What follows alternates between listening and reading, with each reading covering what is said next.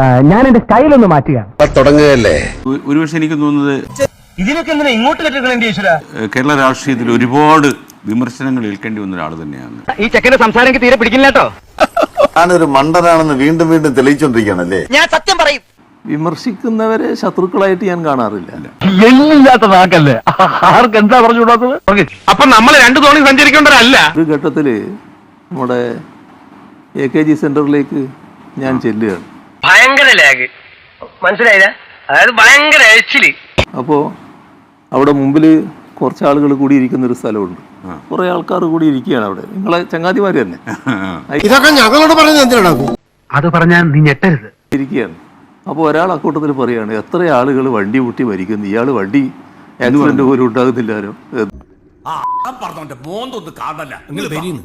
നമ്മളിതിലില്ല, കണ്ടാ മതി. നിന്നോട് പോകാനല്ല.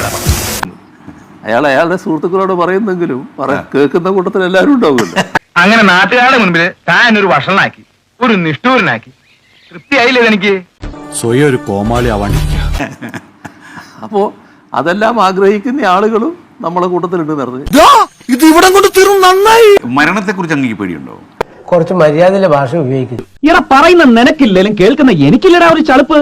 ശാരീരികമായിട്ട് വലിയ പ്രശ്നങ്ങളൊന്നുമില്ല. ഐഡന്റിറ്റി ക്ലാസിഫൈഡ് ആണ്. അതായത് ഈ അമാവാസിയിലും പൗർണമിയിലും പ്രയത്ന ശക്തി കൂടുകയും കുറയുകയും ചെയ്യുന്ന പോലെ. LDFന്റെ 3-ാം ഊഴം ഉറപ്പാണ്. എല്ലാം നിന്റെ നന്മക്ക് വേണ്ടി ആയിരുന്നെന്ന് ഒടുവിലെങ്കിലും നീ മനസ്സിലാക്കും.